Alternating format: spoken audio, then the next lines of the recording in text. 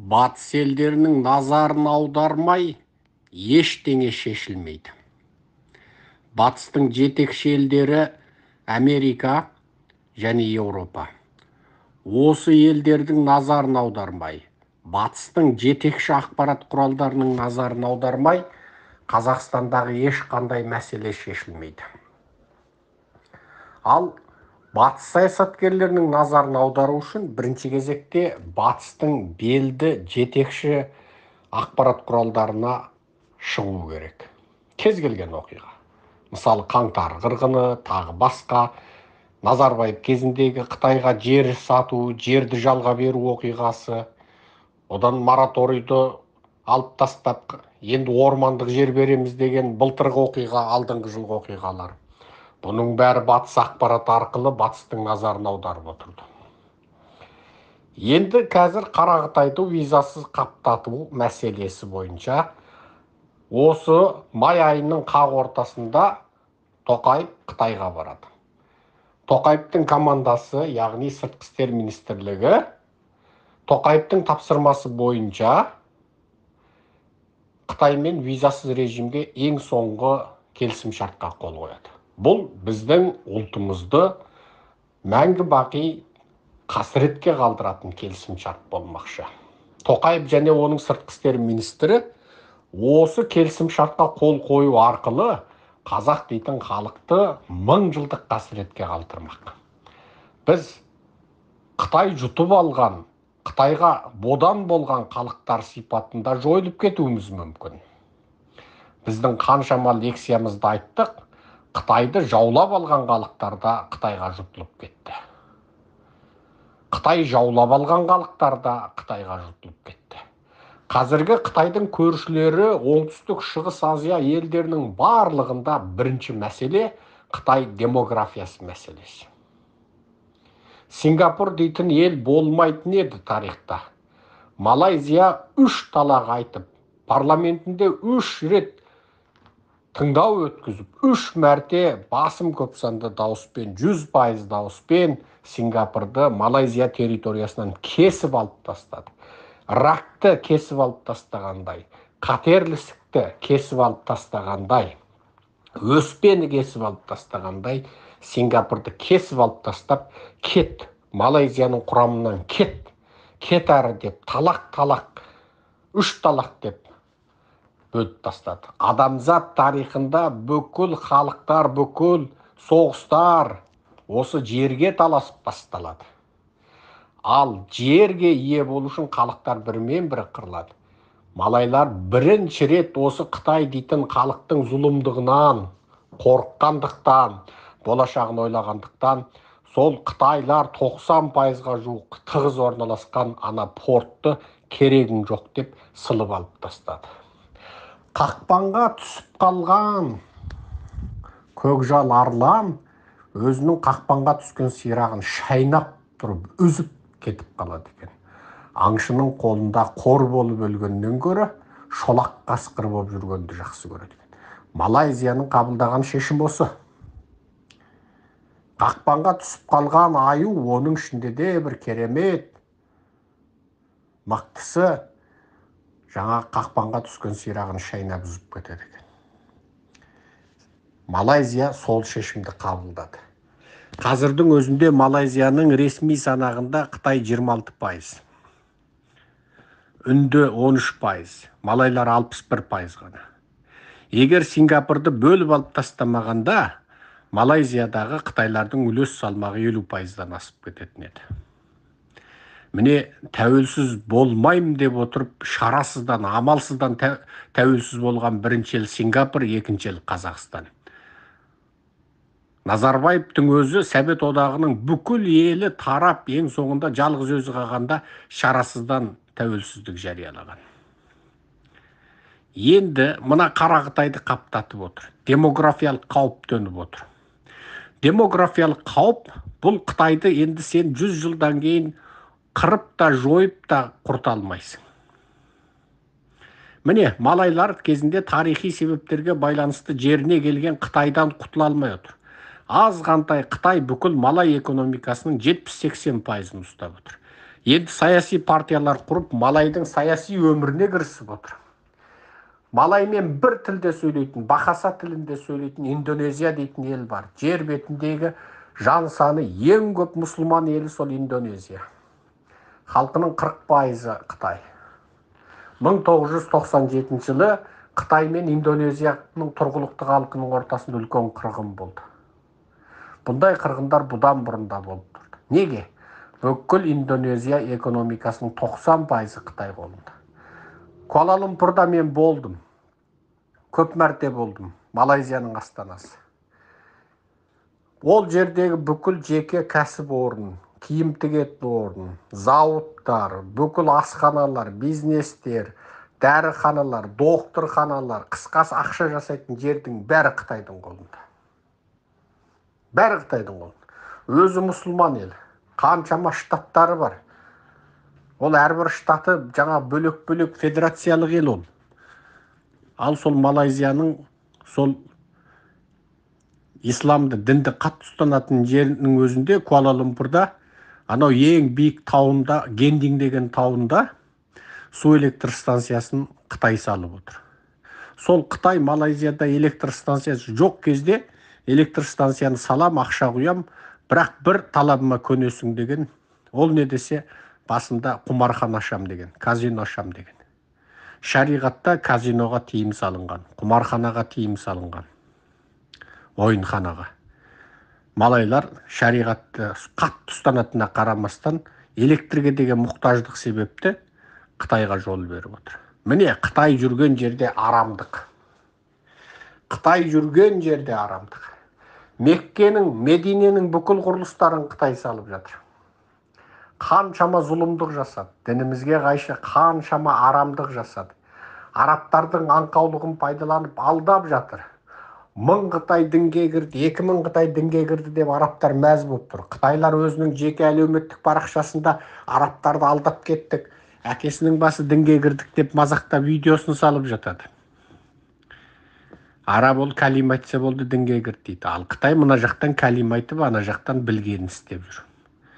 Сол қасиетті мұсылмандардың қасиетті жерлеріне Қытайың жасырын түрде арағын апарып, жасырын түрде шошқасының етін апарып, сыртына халал деп жазып қойып, шошқасының майл етінде, майыс етінде апарып, онысының бәрін әлеуметтік желіде жариялап жатқанын сол арабтар білмей отыр. Не білсе де білмеске сап отыр. Міне, бұл Қытай жүрген жер зұлымдық. Енді оңтүстік шығыс Азия туралы мен осыған дейін 100 лекция сөйледім, қайталамайым, тыңдап алыңыздар. Сингапур синдромы және Қытай қаупі деген лекциям бар, 5 жылдың алдында сөйлеген. Ол Бат газетіне де жарияланды 17-18 жылдарда. Тыңдап аларсыздар, оқып аларсыздар. Қытай түрмесіндегі сұмдықтар деген бар. Анау 1947 жылы қайтыс болған. Түрмеден 1946 жылы шыққан, өзі 1903 жылы туылған, небәрі 44 жас жасаған Таңжарық Жолдулы деген ақын бар. Таңжарық Жолдулы. Сол Таңжарық Жолдулы сол 6 жыл түрме азабын көреді Қытайдың түрмесінде. Түрме халы деген шығармасын оқып аудиосын салдым осыдан 4-5 жыл бұрын. Тыңдаңыздар, Фейсбукте жарияладым, көріңіздер. Бұл Қытай енді міне 5 күннен кейін, бүгін міне майдың 10-ы болса, енді осы майдың ортасында мына ұлт сатқыны қазақтың жауы Тоқай Қытайға барады. Келісім шартқа қол қойды. 5-ақ күндік тағдырларың. Қалай шешім қабылдайсың қазағым? 5 күннің ішінде шешім қабылда. Той-тойлап, мына саясатта менің қақым жоқ деп жүре берсең, біткен жерің сол. Ендігі сенің тағдырың сол оңтүстік шығыс Азиядағы Вьетнам, Лаос, Камбоджа, Бирма, Тайланд, Индонезия, Малайзия, Филиппин сияқты болады. Бұл елдердің бәрінде ең кем 30%, былайында 50-60% Қытай жасайды. Осының бәрі Қытайдың демографиялық экспансиясы. Бүкіл оңтүстік шығыс Азиядағы көршілерін сол демографиялық қауіп төндіріп отыр. Біз де солай боламыз. Мынау Тайвань мәселесінде Қытай әдейі қоқақтап отыр.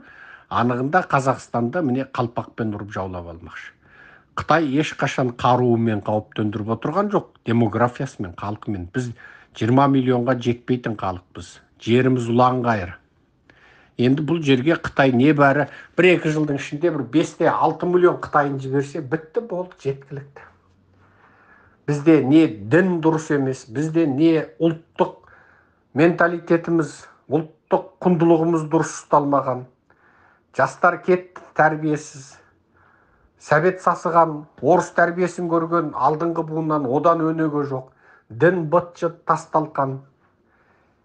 Халық кедейшілік, қайыршылықтың ішінде жүр. Байлар арсыз, өңкей, ұры-қары, қарақшы. Ал халықтың көзін ашатын, алға сүйреймін дейтіндерде не қолында білік, не құдірет, күш жоқ, билік жоқ. Ал осындай жағдайда сенің қалың не болмақ қазақ?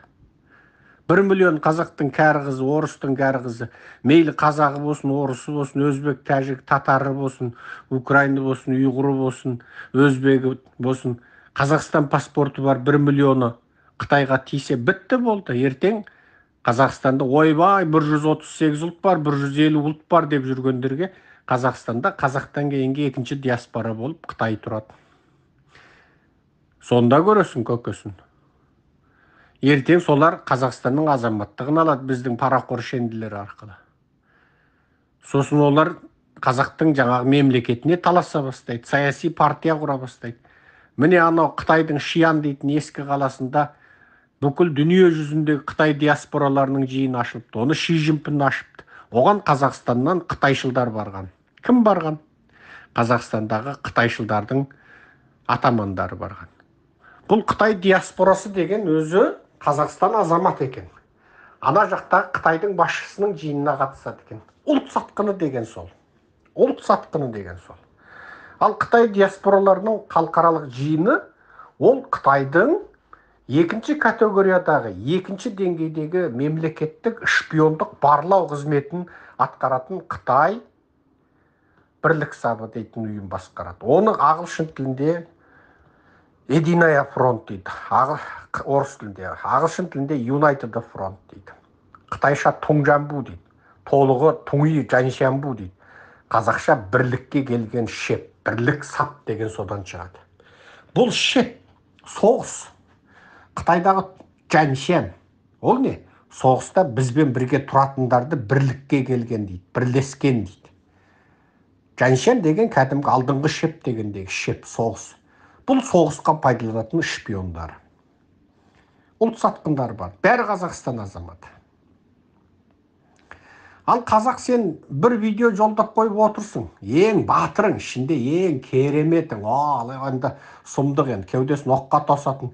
Оның өзің 100 қазаққа жетпейсің. Анда мында бір ауылдардан бір топ адамдар, қаладан бір топ жастар Қытайдың визасыз режиміне қарсымын деді, бітті, болды. Одан ары не өнді? Ештен халықаралық медиа жазды ма? Жоқ. Бір оқиға болды ма? Жоқ. Қазақтар өсті видео үндеу жолдапты. Нью-Йорк Таймс пысқырмайды, Вашингтон пост қарамайды. Олар қандай оқиға болса жазады? Бір ақпаратқа жазатындай оқиға болса жазады.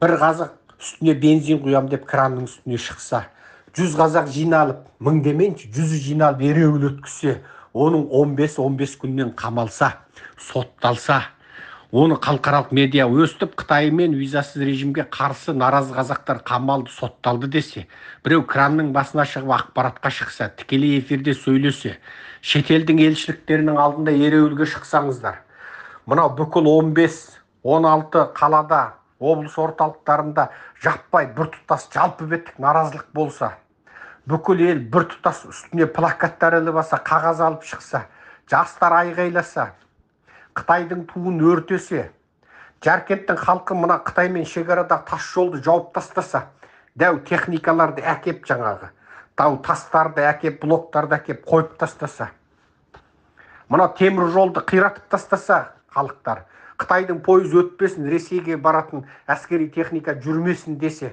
мына Ақтөбенің, Оралдың, тағы басқа Ресеймен шекараласатын жерде халықтар Ресейге өтетін жолдарды қиратып тастаса, жауып тастаса, блок қойып тастаса, ереуілге шықса, сонда батыс ақпаратының назар ауады. Сонда бар батыстың саясаткерлерінің назар ауады. ой, мына біз Украина мен Ресей ортасындағы қару-жарақ соғысқа назар аударып жүргенде, мына бейшара қазақтар өздері шырпыр боп, мына Қытай мен Орыстың ортасында шырпыр боп жатыр екен, мына қазақтарға да көмек берейікші дейді. Сонда бар жұмыс болады. Қазақтар саяси сауатты болу үшін саяси күрестің жолын дұрыс таңдайық. Ақпарат және ақпарат. Ереуіл, өзіңнің наразылығыңды білдіретін бір тәсілді ойлап тап. Мен енді саған оң қолыңа қалам алып, сол қолыңа қағаз ұстап тұрып, мынандай жазу жаз деп айтудың керегі жоқ. Қандай наразылық жасай аласың? Қандай ерлікке, батырлыққа бара аласың? Мысалы, мен айтайын саған образ. Бір Қытайды тауып алып, көзіңді алайтып көрші. Бір Қытайды тауып алып, көзіңді алайтып көр. Бір Қытайды тауып алып, көзіне шұқып көр. Ұрма әрине. Мен қазағымнан бір ерлік күткім келеді. Қытайға қарсы ұйымдасқан. 15 күнге қамалыңдаршы. 10 мың қазақ қамалыңдаршы. 15 күнге айналайын. 15 күн өкіметтің тегін тамағын жеп қайтыңдаршы. Өлмейсіңдер 15 күнде. Түрмеден біз де шықтық. Бәлем мәрте сотталдық. Өлген жоқпыз. Өлмейсіңдер. Керісінше дүниенің назарын аударасыңдар. Украинаның үкіметіне Америка, Еуропа қаш, шетелде босқын үкіметін құр деді. Government in exile құрыңдар, біз көмектесейік деді. Сонда Украинаның өңкей жастардан құралған үкіметі қашпаймыз, орыспен соғысамыз деді. Олар ұзаса бір әпте шыдас береді деді. Еуропа, Америка сөйтіп айтты Украинаны. Украина міне 14 ай болды орыспен соғысып келе жатыр. Бір күнде Киевті аламыз деген орыс, міне 1 жыл 2 айдан бері Киевті ала алмай отыр. Енді міне Бахмуттан айырылды. Енді шегінгел жатыр. Енді Украина қатаң сөзін айтып тұр. Қырымды аламыз деп тұр. F-16 берілді Украинаға. F-16 деген сөз енді Украина Қырым түгілі Мәскеуді бомбалай алады. Блинкен кеш айтты, Американың бас хатшысы. Украинада адамда жеткілікті, қаруда жеткілікті, мамандар жеткілікті. Батыстық қаруларды қолданылатын мамандар да тәрбиеленіп болды деді. Украина енді шабуылға шығады. Ал соның барлығы сол халықтың өзінің ерлігінен. Батыры бастады, халқы ерді. Бізде батыр жоқ емес, бар. Біз батырларымызды өлтіріп тастап қарап отырдық. Заманбек болды, ой, бұл жақсы демет, иманды болсын дедік, болып бітті. Алтынбек өлді, ой, жақсы демет, иманды болсын. Соны көмуге асықтық. Сол Заманбектің мәйітін көтеріп жүріп Назарбаевтан соның есебін алуды білмедік. Көмуге асықтық. Дулат Ағаділ және оның ұлы қор болып өлтірілді. Жылап-жылап қоя салдық болды. Бізден Зеленскийлер миллиондап шықты. Алаш арыстарының әрқайсысы Зеленский болды. Еретін халық болған жоқ. Жәннаттық болсын деп дұғамызды тілей салдық та тыныш отырып қойымызды бағып кеттік. Сосын қойдан жаман қор боламыз міне. Мынау Қытайдың мәңгілік қазақ жерінің демографиялық жаулауына 5-ақ күн қалды. Май айының ортасында 2023 жылы ұлтымыздың мәңгілік қасіреті болатын келісім шартқа Тоқаев қол қояды. Енді не істейсің қазағым? Енді қолыңнан келетіннің бәрін істеп қал. 5 күннен кейін кеш болады. 5 күннен кейін кеш болады. Қолыңнан не келеді істеп қал. Қолыңнан келетіннің бәрін істеп қал қазақ. Анау трассаларды күрегіңмен қазасың ба, кетпеніңмен шабасың ба, шап. Қысқасы бірдеңе істеңдерші қазақтар, айналайындар, қамалатының қамалып. Плакат алып шықта қамалып шықшы. Ертең ұлт батыры боласың. 15 күнде сені ешкім өлтірмейді. Жандарың не деген тәтті қазақтар. Кешегі батырларымыздың рухы қайда қалды? Бүкіл жақсыларымызды орыстары қырып тастап, өңкей тобырымыз қалдық па? Не болдық халқым? Осыншалық ез боламыз ба? Мына Қарақытай қаптады міне. Қарақытай қаптады. Ол орыспен ымыраға келген Қытай. Орысқа қару керек, ақша керек. Путин әбден барар жер басар тауы қалмай қалды. Содан Қытайдан көмек алатын болды. Қытай айтты. Қазақстанды мен алам деді. Путин ладно деді. Бітті болды. Келісіммен кеп отыр. Ал Тоқаевқа кім оның тағын қорғап берсе, сол оның құдайы. Міне Мәскеудегі 9 майдағы парадқа барып келді. Орыстың күйеу баласы қайын жұртына барып қайтты. Қайтты ма қайтпады ма белгісіз.